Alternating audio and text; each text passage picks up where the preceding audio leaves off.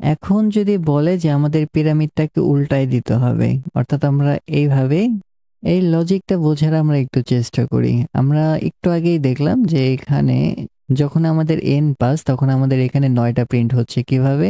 আমরা যদি ২ গুণন আমাদের ইনডেক্স প্লাস 1 দেই তখন আমাদের এখানে ৯ হয়। আমাদের ১ম টার ক্ষেত্রে কোনো স্পেস নাই, 2nd টার ক্ষেত্রে ১ টা, তারপরে এখানে ২ টা, তারপরে ৩ টা, তারপরে এখানে ৪ টা স্পেস আছে। কিভাবে আমি জানি? এখানে জাস্ট হরিজন্টাল লাইন টানলেই আপনি পেয়ে যাবেন। সো আমাদের ইনডেক্স নাম্বারটাই হচ্ছে আমাদের স্পেস সংখ্যা। তাহলে চলুন এটাকে আমরা কোডে দেখি। আমরা আমাদের ফর লুপটাকে এরকম রাখতে পারি। আবার চাইলে ১ম এ n দিয়ে তারপরে এখানে ডিক্রিমেন্টও করতে পারি। এভাবেই থাক, সমস্যা নেই। যেহেতু আমাদের n সংখ্যক রোই প্রিন্ট করব, আমাদের ইনার যে লজিকগুলা থাকবে সেগুলোকে আমরা অ্যাডজাস্ট করে নিব। ১ম এ আমরা স্পেস নিয়ে ভাববো না। ১ম এ আমরা স্টার নিয়ে ভাববো। অর্থাৎ আমি এই জিনিসটাকে কমেন্ট করে দেই। আমাদের ১ম যে কাজটা সেটা হচ্ছে 2 into index প্লাস 1 সংখ্যক স্টার প্রিন্ট করা। তার মানে আমাদের যে বর্তমানে লজিকটা আছে এটা তো মনে হচ্ছে যে ঠিকই আছে। এইটুকু কি করবে? আমাদের প্রত্যেকটা রোতে স্টার প্রিন্ট করবে এবং প্রত্যেকটা লুপ শেষে এবং এইটা যখন শেষ হবে তখন একটা নিউ লাইন প্রিন্ট করবে। এটাকে আমরা রান করি তো। অর্থাৎ ধরা যাক আমরা ১ম এই ৩ দিলাম, খুব বেশি না। দেখতে পাচ্ছি যে আমাদের ১ টা, ২ টা এবং ৩ টার ক্ষেত্রে প্রিন্ট করতেছে। তবে আমাদের লজিকটা কি করা লাগবে? এখন উল্টানো লাগবে। আমাদের ১ম কাজ হচ্ছে স্টারগুলোকে প্রিন্ট করা।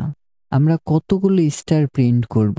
আমাদের i যখন 0 হবে আমরা n গুণন ২ প্লাস 1 সংখ্যক স্টার প্রিন্ট করব।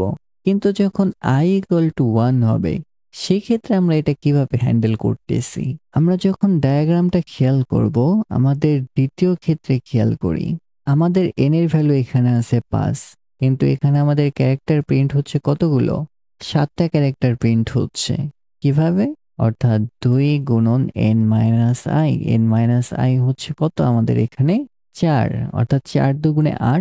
তার থেকে আমরা ১ মাইনাস করলে আমাদের ৭ টা স্টার পেয়ে যাচ্ছি। তাহলে আমরা এখানে লিখতে পারি ২ গুণন n মাইনাস i। এখন আমাদের এখানে প্লাসের পরিবর্তে কি হবে? -1 হবে। এই জিনিসটা যদি আমি রান করি, একটু দেখা যাক যে আমাদের লজিকটা ঠিক আছে কিনা। ৩ দেই, তখন দেখতে পাচ্ছি যে আমাদের স্টারগুলো সুন্দর মতোই কিন্তু প্রিন্ট হয়েছে, তাই না? এখন আমরা কিভাবে এই স্পেসটাকে হ্যান্ডেল করব? আমাদের ১ম টার ক্ষেত্রে কোনো স্পেস থাকবে না, কিন্তু দ্বিতীয়টার ক্ষেত্রে কি থাকবে? একটা স্পেস থাকবে। অর্থাৎ ইনডেক্স যখন 1 একটা স্পেস, ইনডেক্স যখন ২ তখন আমাদের ২ টা স্পেস। খুব ইজি এটা এখন। সো আমাদের এইখানে এটাকে আনকমেন্ট করি এবং খুব বেশি কিছু করব না। এখানে জাস্ট আমরা কি রাখবো? i রাখবো। তারপর আমাদের স্পেসটা থাক। এখন এটাকে সেভ করে এটাকে রান করি।